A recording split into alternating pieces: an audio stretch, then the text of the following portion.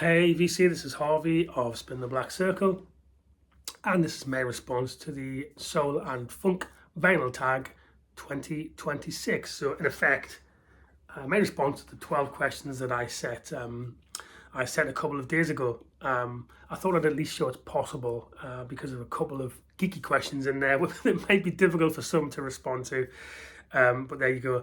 I did want to just quickly address something from yesterday. I was watching the Waxed's live stream, and I think it was Rob who said he's not going to respond to any of the genre-specific tags, and that's his prerogative. But then he went on to kind of question the value of, in his example, a prog tag or a soul and funk tag or a country or a krautrock tag, and I think that largely misses the point of a huge part of what the VC is about, actually, because very few of us are casual listeners in terms of music collection. So the value of a genre-specific tag is that most of us either have depth or aspire to have depth to our collections. And so a soul and funk tag, for example, is valuable to a connoisseur because they may plug out something they haven't listened to for 10 years, and be valuable to a newbie because it'll give them a lot of jump-off points for things they hadn't even thought of. So I just thought that was an odd comment, but then again, everyone has an opinion, so hey-ho.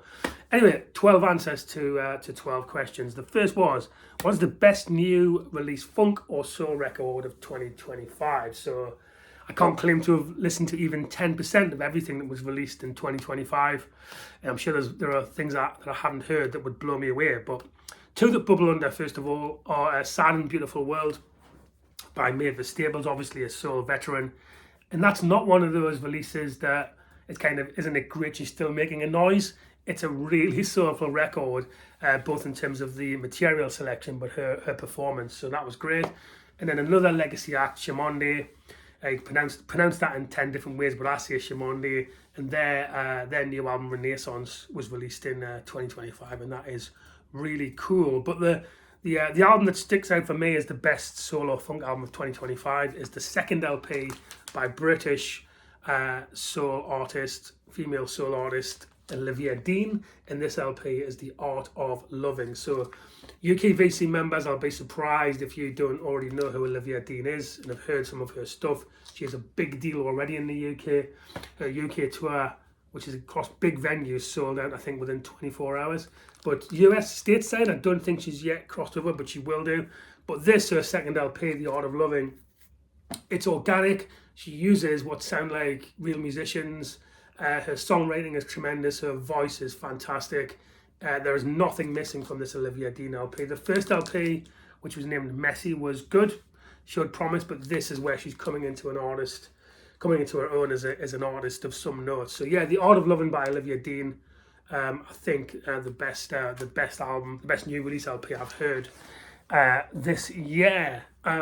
Question 2, what is your best used find funk or soul album of 2025? So quick story about this actually, and how these jump off points work. I was on holiday in Cornwall, in the kind of southwest of England, in the summer, and I think on the radio I heard a noughties dance tune, Two People by Jean-Jacques Smoothie. So as I was on holiday on the beach, I think I bought this 12-inch from Discogs, Two People by Jean-Jacques Smoothie. And then I realised that it heavily samples a track named Inside My Love by Minnie Riperton from 1974. So that original track is from the album Adventures in Paradise. So I started streaming that LP and was blown away by just how consistent and fantastic it was. So lo and behold, I bought Adventures in Paradise by Minnie Riperton on vinyl. It's not cheap in the UK. This was quite expensive. You can probably get it at a more reasonable price in the US, but it's an amazing top to tail LP.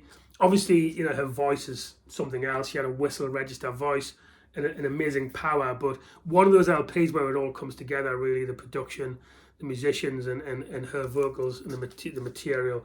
So yeah, one of those where I was waiting with bated breath for the postman to arrive and tracking it to make sure it was arriving. I'm sure we all do that, VC, but amongst probably 50 or more used solo funk records I bought in 2025, this one stands out, Adventures in Paradise by Minnie Riperton.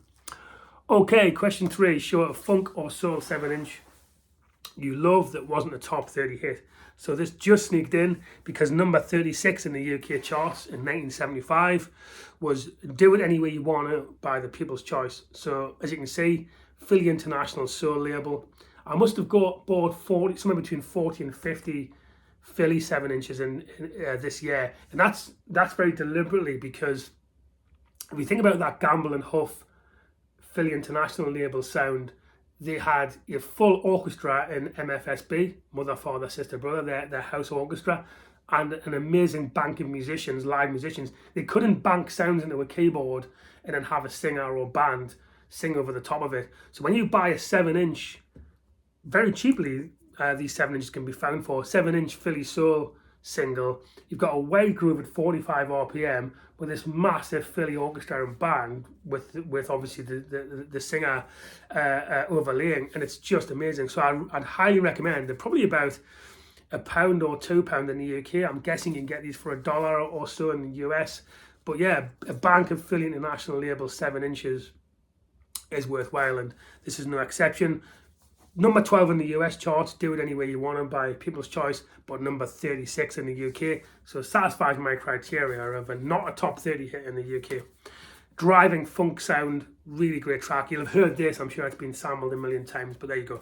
People's Choice, Do It Any Way You Wanna. Number 4 was a 70s album produced by a 60s soul songwriter or star. And the example I gave was Norman Whitfield's production for the Temptations in the 70s, and he also produced Rose Royce. Or you could have selected, Curtis Mayfield produced LPs, for example, on his Curtin label. But I've gone for ex-Booker T and the MGs and ex-Stax house guitarist Steve Cropper's production of the Kate Brothers mid-70s LP, In One Eye and Out the Other. So can get hold of this relatively cheaply. It's a great mix of kind of singer-songwriter fare with some of that Stax, Steve Cropper house band sound. So a mix of soul. It's kind of, I guess it's blue-eyed soul with a mix of singer-songwriter stuff. But really good LP, very, very cheap. I found this in a bargain bin very recently. So the Kate Brothers, In One Eye and Out the Other, produced by Steve Cropper. Question 5. Show in your opinion the best ever soul album by a band from your home country, no solo artists. So possibly my favourite funk or soul band per se are the Average White Band. A bit of artistic license that they're from Britain because they're Scottish rather than England, but if we're talking UK wide, then it's Average White Band, and in my opinion their best LP where it all came together was Soul Searching from 1976. So not one with massive hits on it, but if you're looking for an album for a total 40 to 45 minute experience where a band is on top of their game in terms of songwriting and production and performance, then Soul Searching, I just keep coming back to this album. It's absolutely tremendous. So their sound from Show Your Hand through the self-titled all the way through to this, you can hear the progression, and by the time they get here, there's just everything's in place. So Soul Searching from 1976 by the Average White Band is probably the best soul album I've heard by a band from my home country. Show an album. This is number 6. Show an album by a female soul trio or quartet. So you could have gone for the obvious thing. You could have gone for Martha Reeves and the Vandellas. Could have gone for Diana Ross and the Supremes, or gone more current and say TLC. But this is one of my best picks of the year, actually. The debut LP, self-titled by the Sweet Inspirations on the Atlantic label. US quartet, signed to that Atlantic label. Produced by Tom Dowd with arrangements by Arif Mardin and Jerry Wexler in a supervisory capacity. And this features Cissy Houston, mother of Whitney. And not only the singing on this, I mean, obviously with 4 women of this caliber, the harmonies are astonishing, but also the material selection on this Sweet Inspirations LP. So this is really good. It sounds pretty crappy if you stream it, to be honest, but I don't think that this is particularly rare. It's not a cheap album. You wouldn't say this in a $2 bin if it's in good condition, but you can get this. So yeah, debut album by the Sweet Inspirations, my example of a great soul female quartet. If you want to go funky, you could have gone with LaBelle. I think they were a trio, right? 70s. But anyway, look forward to seeing what you post there. Question 7, the best soul or funk band you've seen live. Not necessarily this year. Yeah, I can't go past about 10 years ago seeing in his full glory George Clinton's Parliament Funkadelic ripping up a soul and funk festival, jazz festival in the UK, Mosley Folk Festival, Mosley Jazz and Soul Festival, which is every summer in the UK, about 10 years ago I think it was, and he brought his full entourage of in his P-Funk glory. So you had the you had a horn section coming on stage for 5 seconds and then walking off, and a bloke coming on stage in a nappy or dressed as a chicken and blowing a trumpet. But it was just unbelievable. And I remember a particular moment when it was somewhere near the encore, the sun was setting, and there was a full kind of 15-20 minute version of Maggot Brain on guitar. Unbelievable. And George at that time, I don't know how he is now, but he was still very much part of it and on stage and active. I'm going to pick out a less well-known Funkadelic LP from 1979, Uncle Jam Wants You. I'm still building my P-Funk collection, but I've got about 15 or so. This is the 1979 LP that contains the two big ones from this were Not Just Knee Deep and Freak of the Week. But if you're really just starting with Parliament Funkadelic, this is probably one for your 5th or 6th purchase. I would start with either Mothership Connection from Parliament or One Nation Under the Groove by Funkadelic. Why did George Clinton have two bands? Effectively, the same band split into two. It was contractual, but where that took him was Funkadelic was largely more guitar orientated. You had great guitarists like Eddie Hazel, for example, part of the Funkadelic band. And Parliament was more horn driven and a little bit more commercial. But so a happy accident that contractually needed two bands, but that's certain just have these two like parallel variants of amazing music in Parliament and Funkadelic. But when he brought that all together in this Birmingham gig, God knows what he was like in the 70s when he used to bring a spaceship down in the middle of the stage, but it was an amazing gig anyway about 10 years ago. So that's probably the best gig I've been to. Question 8, you're friends with a total rock supremacist, non-believer. What album or single do you play to convert them? Now, you've got to be careful with this one, right? Because the temptation is to whip out Songs in the Key of Life by Stevie Wonder or What's Going On by Marvin Gaye, or Hot Buttered Soul by Isaac Hayes is an example of how amazing soul can be. But if your friend is a rock supremacist, then you're gonna have to just draw him or her in gradually, right? So I've gone for the debut LP by New York band Mandrill from 1971, and I've gone for this from my rock supremacist because it bridges nicely between, this is kind of psychedelic rock mixed with kind of soul and funk coming into it. So drawing that person in gently before I hit him or her with some more soul-driven stuff with this Mandrill album, just to bridge that gap between rock and soul. Tremendous LP, by the way. Polydor label, 1971, debut self-titled Mandrill LP. Obviously, they did eventually move much more towards funk. Composite Truth was their LP where they really hit it big with the song Fence Walk. And that's really good. But yeah, start that non-believer off with something a bit more general, which is the 1971 Mandrill, self-titled Mandrill album. Okay, so I've said that I made the statement that 80s and 90s was a great era for 12-inch EPs and soul and funk, and my choice is from, I think, the late 80s or early 90s, and that is the 12-inch by D.C. Lee, which is Come Hell or Waters High. So D.C. Lee was was originally in a 80s funk and soul band named Central Line. She was also in the Style Council for a while. She was married to Paul Weller for a while, actually, and they have children together. But I think that this has been said in the VC. There are even some channels dedicated to 12 inches. But it's kind of an unsung format if you can find a really good EP from an artist you love from whatever era, because again, you've got wide grooves, great sound quality, and kind of a really short, nice package of music you can listen to for about 20 minutes.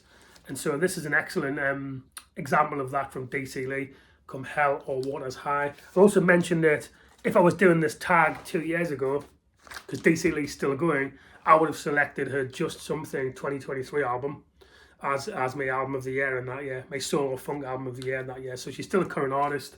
This is from late 80s. She's still doing okay, right, folks? Both musically and in her health and her outlook. So DC Lee's Just Something. I missed her on tour actually. If she tours again, she did tour the UK last year, and I just didn't get tickets for any of the venues. So yeah, next time I'll see DC Lee live. But that's a 12-inch, Come Hell or Waters High by DC Lee. Next one was question 10. Show a funk or soul album that contains a track that lasts in excess of 8 minutes and justify that listen. So the early 70s were definitely an era where you had, the hair got bigger and the songs got longer. So you had some massive soul outfits like the Isley Brothers cutting across and making albums with long tracks. I mentioned Isaac Hayes and his sometimes 12 to 16 minute tracks. And people really were stretching out in the 70s. But I think nobody did it better than the godfather of soul, James Brown. And if you listen to his chugging kind of 1971 through 1976 output, that's what he did. Lengthy, horn-driven funk tracks where the band was right at the center of what he was doing. And the best example I've heard of that is probably the greatest funk track I've ever heard, which is almost 14 minutes long, which is Papa Don't Take No Mess from James Brown's Hell. So last full side song from James Brown's Hell, Papa Don't Take No Mess. And it feels like it lasts for about 2 minutes because it's that good. But yeah, James Brown was probably the best of that. Somebody, Gordon, I think, from it's I Dig Vinyl channel, was kind of saying he can't listen to James Brown because of his past, in response to Dave Atkinson's question of an artist with questionable characteristics. And I get that, but I'm too invested in the James Brown sound now, and I've got too many albums to walk away. And I think I'd rather concentrate on the positive impact that his music had on others than who he was as a human being. But I get that, and I get why you would think that, and everyone's got a lane, because apparently he wasn't a particularly nice character. But anyway, Papa Don't Take No Mess by James Brown more than justifies the almost 14 minutes it takes to listen to that amazing funk track. 2 questions to go then. If I was single, and I'm not, and I had a promising date arranged for New Year's Eve tonight, and I got myself all spruced up, no longer in this Fender t-shirt. I had my nice shirt on and my nice aftershave. What album would I listen to get myself in the mood for romance? So I said that Marvin Gaye was off bounds. So who would you choose if not Marvin Gaye? I'd have to go for Al Green and one of his greatest LPs, I'm Still in Love with You. Early 70s, High Records. Obviously the title track's well known, but this also contains Love and Happiness. But yeah, start to finish. Again, like I said about the Philly sound, there were no keyboards and banked sounds here. You had High Records needed a full orchestra and a full bank of talented musicians to produce an album like this, and it definitely comes through. Also, the UK VC members, London Records would typically release High Records in the UK, and they tend to be really thick, high quality vinyl. So as long as you've done a kind of good, get a reasonable side test of the record you're buying, you can get great either Al Green or Anne Peebles High Records in the UK on this London label for relatively cheap, and this is really good. So I'm Still in Love with You by Al Green. Right, the question of questions to finish: what, when push comes to shove, is the greatest funk or soul album I've ever heard? Now I've already showed Songs in the Key of Life, so that's up there. And I'll change my mind on this next week and again for the week following. But one of the LPs it's hard to look beyond is Otis Redding Sings Soul. Start to finish, quality, amazing choice in terms of the covers, Satisfaction, Shake, You Don't Miss Your Water, A Wonderful World, and then a great cover of My Girl too, and Old Man Trouble. But what an amazing LP Otis Redding sings soul is. This is Atlantic UK mono pressing on the Plum label, but obviously this was a Stax artist, and again that Stax house band. I keep coming back to this, is that the quality of the soul bands backing these soul acts was actually pivotal. So, but if you haven't got in your collection Otis Blue by Otis Redding, you really need it, because it is up there amongst the greatest soul albums ever made. And I guess coming back full circle, Steve Cropper, I think, is on this LP as the guitarist, or one of the guitarists. So there you go then. That took slightly longer than I thought. 20 minutes, 21 minutes. Hope you enjoyed it. More importantly, I'd love to see your soul and funk tags. Hope you have a lot of fun with the selections, and I'm about to lose my voice. So I'll cut it there and get a glass of water. But Happy New Year. Peace. See you soon. Bye.